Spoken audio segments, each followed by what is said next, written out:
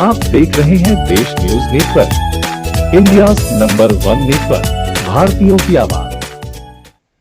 देश और प्रदेश पर आए आपदा के बीच राष्ट्रीय सनातन संगठन की राष्ट्रीय अध्यक्षा पिंकी सिंह अपने सेवा के पुराने अंदाज में हैं और गांव-गांव घूमकर जरूरतमंदों की जरूरत पूरी कर रही है। दरअसल पिंकी सिंह अपने संगठन के विस्तार को लेकर और बिहार की स्थिति को जानने के लिए सेवा यात्रा प्रारंभ किया, जो कि बीते दिन रविवार को विश्व की प्रथम लोकतांत्रिक गणराज्य वैशाली की पावन धरती से शुरू हुआ। इस दौरान पिंकी सिंह ने लालगंज विधानसभा के अंतर्गत कई पंचायतों का भ्रमण किया एवं बिहार के मुख्यमंत्री द्वारा चलाई जा रही योजनाओं की हकीकत से भी रूबरू हुई। क्षेत्र भ्रमण के दौरान लोगों से मिलते जुलते उनकी तकलीफ को जानते हुए हर जरूरतमंदों को उसके जरूरत के अनुसार राशन सामग्री, तिरपाल के साथ साथ आर्थिक मदद भी किया। मीडिया से बात करते हुए राष्ट्रीय सनातन संगठन की राष्ट्रीय अध्यक्षा सह पूर्व जदयू नेत्री पिंकी सिंह ने बताया कि बिहार सरकार की लगभग योजनाएं कागज पर ही चलती है। धरातल पर मुखिया से लेकर वार्ड सदस्य तक जनता को लूटने में लगे हुए हैं और जनप्रतिनिधि जनता से ज्यादा अपने विकास करने में लगे हुए हैं। यात्रा के बारे में बताते हुए पिंकी सिंह ने कहा कि यह सेवा यात्रा आज वैशाली से शुरू होकर पूरे बिहार प्रदेश में भ्रमण करेगी और बिहार की वास्तविक स्थिति जानने के साथ अपने संगठन की विस्तार करने और सनातनियों में एकता बनाने के लिए प्रेरित करेगी और एक अभियान चलाएगी। अपने बयान में पिंकी सिंह ने अपने विरोधियों पर बड़ा आरोप लगाते हुए कहा कि उनका फोटो का प्रयोग सोशल मीडिया पर अनैतिक काम और फर्जी प्रोफाइल बनाकर उनको बदनाम करने के लिए गहरी साजिश हो रही है और मेरे समाज सेवा को बाधित करना चाहते हैं, लेकिन इन सभी नीच हरकतों से मुझ पर कोई फर्क नहीं पड़ेगा और मैं लगातार दुगना हौसला के साथ समाज सेवा करती रहूंगी और हर गरीब की आवाज़ एवं मुस्कान बनने के साथ हमारी संगठन हर जरूरतमंदों तक उनकी जरूरत पहुंचाने के लिए संकल्पित है। इस मौके पर संगठन के राष्ट्रीय मीडिया प्रभारी विकास कुमार, राष्ट्रीय महासचिव छोटू सी, जिला अध्यक्ष राजू कुमार, जिला उपाध्यक्ष सिंहेश्वर शाह, पवन कुमार सहित कई लोग मौजूद रहे। तो आप सेवा करते नजर नहीं आ रहे, लेकिन पंचायत चुनाव के डेट आते ही फिर समाज सेवा के नाम पे जमीन पर नजर आ रहे हैं, क्या कुछ कारण है? कारण यही है कि समाज सेवा ही करना है हमको, राजनीति तो करना नहीं, जैसे कि आप लोग को पता है। और जैसा आप लोग बोल रहे हैं कि पहले नज़र नहीं आ रहे हैं, तो सभी को पता था कि मेरे साथ क्या हुआ था, ये किसी से छिपा हुआ नहीं है। सारे मीडिया भाई लोग जानते हैं हमारे कि हम थे नहीं, हम जेल चले गए थे, 7-5 को गिरफ्तारी हो गई थी मेरी। और बस आए तो पता चला कि इस तरह के यहाँ के लोगों को समस्या है, तो बस इसीलिए हम आए, क्योंकि सेवा ही उद्देश्य हमारे संगठन का, राष्ट्रीय सनातनी संगठन का उद्देश्य सेवा ही है। क्या समस्याएं मुख्य रूप से नजर आई आपको? समस्या तो अब मैं क्या बताऊँ, आप मीडिया भाई लोग सभी लोग साथ साथ थे और साथ साथ शुरू से देखे हैं, आप लोग घूमे हैं साथ में, सब देखे हैं। सबसे बड़ी चीज़ है कि यहाँ का जो मुखिया है वो सबसे ज़्यादा भ्रष्ट है, सबसे ज़्यादा। उसके लिए तो जितना शब्द आप उपयोग करिए वो कम है। मैं कुछ बोल नहीं सकती, शब्द नहीं है मेरे पास, और मैं ज़्यादा कुछ गलत भाषा का प्रयोग भी नहीं करूँगी, क्योंकि मेरे ये शोभा नहीं देगा हमको और भाषा में उपयोग करी तो। लेकिन हाँ, मुझे बहुत तकलीफ़ हुआ, मैं बार बार ये बोल चुकी हूँ कि ये जो पंचायत रहा है मेरा, खास करके ये जो मोहम्मदपुर बुजुर्ग पंचायत है ये, हाँ, तो ये पंचायत मेरे करीब रहा है और काफ़ी यहाँ के लोगों से मुझे प्यार मिलता रहा है शुरू से, और मैं संगठन की शुरुआत भी यहीं से करी थी। तो बस इस कारण से मुझे यहाँ आना पड़ा और यहाँ के लोगों को तकलीफ़ में देख करके खास करके मुझे बहुत ज़्यादा तकलीफ़ आज हुआ है। बहुत सारी समस्या, बहुत सारी ऐसी महिलाएं हैं जिनको बहुत, अभी तो जितना हो पाया है हम लोगों से हम लोग किए हैं मदद, लेकिन बहुत सारा ऐसा मदद का ज़रूरत है और हम लोग आगे भी करेंगे। सबसे बड़ी चीज़ है कि यहाँ की जो महिलाएं हैं उनको, बहुत सारी ऐसी महिलाएं जिनको वृद्धा पेंशन तक नहीं मिलता है, विधवा पेंशन नहीं मिलता है, मुखिया जी का इंदिरा आवास नहीं मिलता है, यहाँ तक कि आप ही लोग को वो बताई हैं, वो लोग मीडिया भाई लोग को ही बताई हैं, मैं क्या बताऊँ इस पर, कि मुखिया जी परसेंटेज भी लिए हैं, 20,000 घूस लिया गया है। बहुत तरह का ऐसा बात है, ये मैं नहीं कह रही, ऐसा लगे लोग को कि मुखिया का चुनाव अभी आ रहा है नज़दीक, तो ऐसा हो कि पिंकी सिंह को राजनीति करना हो, चाहे किसी को सपोर्ट करना हो, चाहे खुद कुछ करना हो। तो सबसे पहले मैं डाउट क्लियर कर दूं सभी का कि कोई चुनावी मुद्दा नहीं है, कोई चुनाव के लिए, कोई वोट के लिए हम लोग यहाँ नहीं आए थे। हम लोग बस सेवा करने आए थे, बस सेवा का भावना से हम लोग इस पंचायत में आए थे और अभी यहाँ से शुरू हुआ है हमारा कार्यक्रम, जो हमारा सेवा करने का उद्देश्य है। अभी आगे चलेगा और जिसको भी ज़रूरत होगा सेवा करेंगे। तो बहुत सारी ऐसी समस्या, और मुखिया जी को ध्यान देने की ज़रूरत है। है। और मुखिया जी अब नहीं मुखिया है भी नहीं, पावर उनका पूरी तरीके से जा चुका है। और मैं ये कहूँगी मुखिया जी से कि अब आप बहुत कम उम्मीद लग रहा है, ना के बराबर कि अब आप जीतिएगा।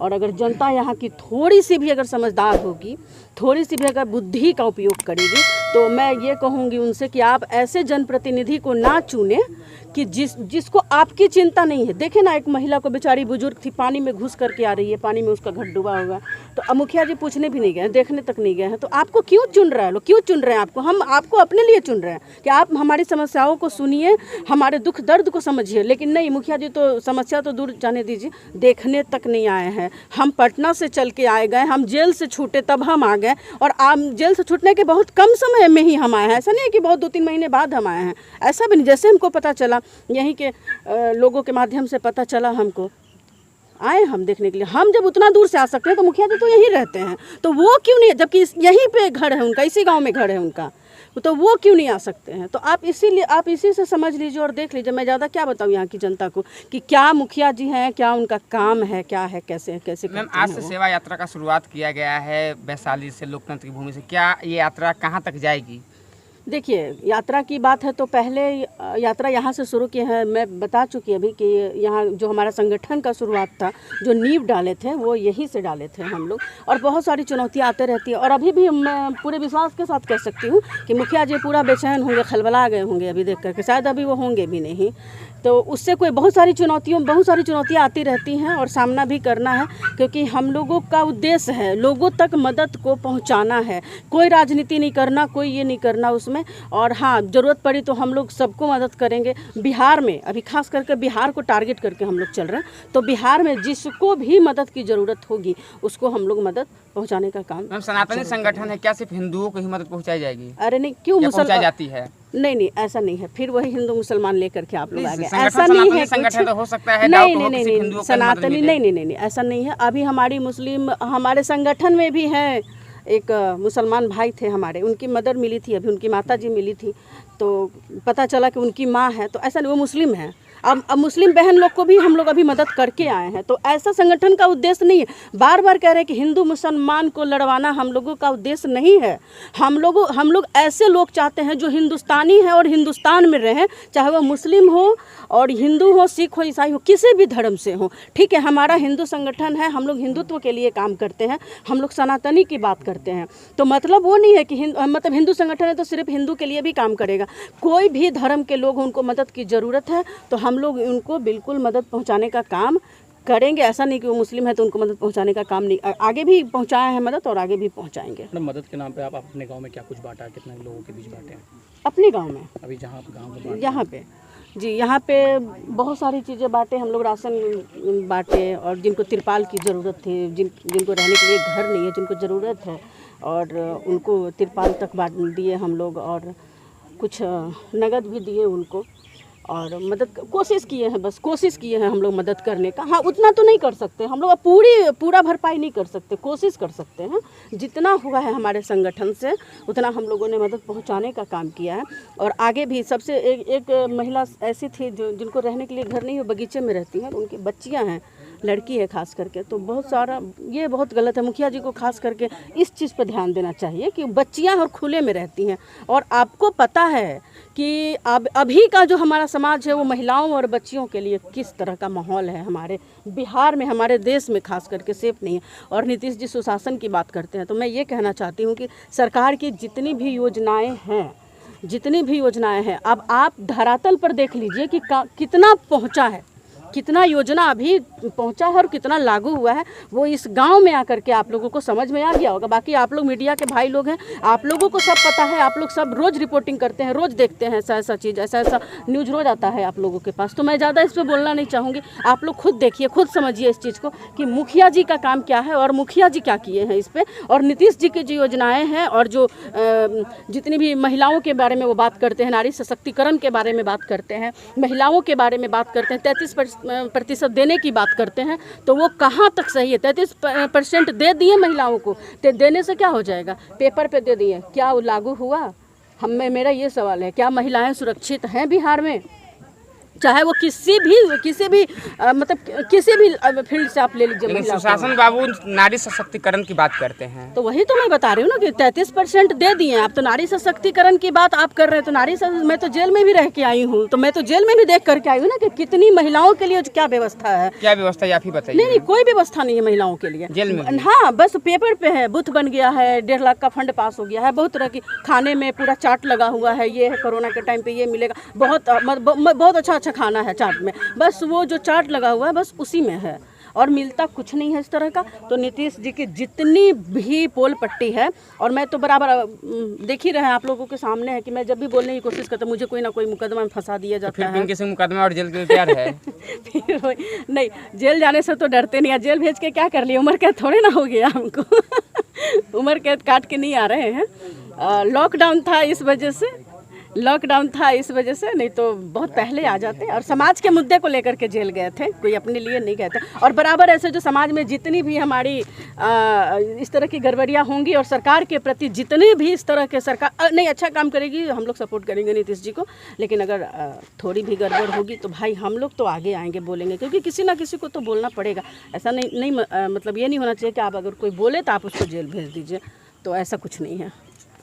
क्या मामला है मैम सोशल मीडिया पे फोटो का दुरुपयोग करने का? मामला आप लोग के सामने ही है। और परसों पता चला मुझे, परसों जब मेरे फेसबुक पे एक मैसेज आया तो मैं एक्सेप्ट करी उसको, और एक्सेप्ट करने के बाद देखूँ तो उस पर मेरा फ़ोटो है, उस पर लिखा हुआ है बीएस के विरुद्ध। मुझे ये नहीं समझ में आता बीएस के विरुद्ध, और मेरा फ़ोटो डाला हुआ है और बहुत सारी ऐसी ऐसी चीज़ें उस पर डाली हुई हैं।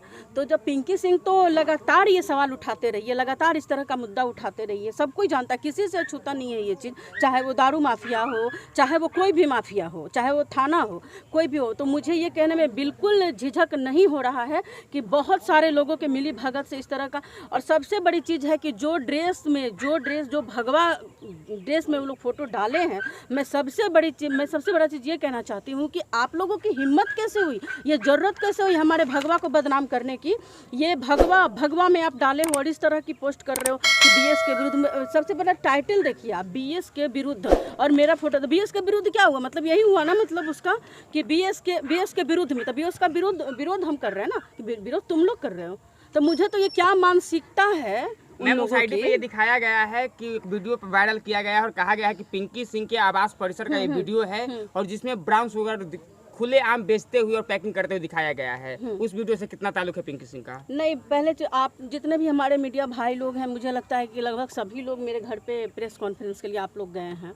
आप लोग मेरे घर पे गए हैं, जिस वीडियो का जिक्र उसमें दिख रहा है, जिस वीडियो जो दिख रहा है वो मेरे घर का, जहाँ से आप लोग आते होंगे वो दूसरा हिस्सा है ना, उसमें खिड़की है ना दरवाज़ा है, ठीक है। और मैं थी नहीं 1 महीने से, मैं 1 महीने 8 दिन के बाद आई हूँ और उस समय का ये वीडियो है।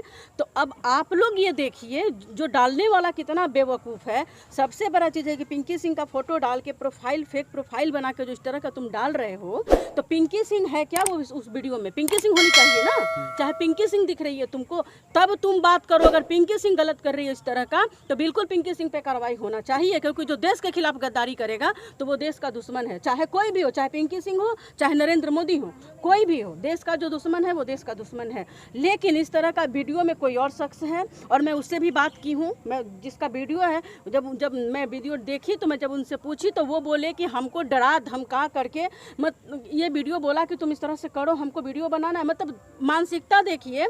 और FIR भी हुआ है इस पर, साइबर सेल में ये मामला गया है, अब साइबर सेल देखेगा, क्योंकि मैं सही हूँ, मैं गलत नहीं हूँ। फेक आईडी है, सबसे बड़ा आईडी जब चेक करवाएं तो फेक आईडी है। साइबर सेल के अंदर में ये मामला है, FIR कर दिए हैं। अब साइबर सेल इस मामले को देखेगा कि इस वीडियो की हकीकत क्या है और ये प्रोफाइल किसका है और बदनाम करने की साजिश किसकी है। लेकिन मैं एक चीज़ उन लोगों को ये चेतावनी देना चाहती हूँ कि इस तरह के घटिया काम करने से, इस तरह की घटिया मानसिकता दिखाने से, एक महिला के बारे में अब आप देख लीजिए, नीतीश जी महिला सशक्तिकरण की बात करते हैं तो कहाँ से महिला सुरक्षित है? एक महिला के गरिमा का भी ख्याल नहीं रखा गया इस जगह पे, और मतलब पूरी तरीके से दबाने का कोशिश किया। मतलब जब जेल भिजवा दिया गया, जेल से निकले तो अब इस तरह का घटना को अंजाम दिया गया, तो क्या होगा? पिंकी सिंह डर जाएगी? सबसे बड़ी बात है कि पिंकी सिंह गलत करती ही नहीं है, ना वो डरने वाली। आप लोग को वीडियो बनाना है, जो बनाना है बनाते रहिए। और कोई सवाल आप लोगों का?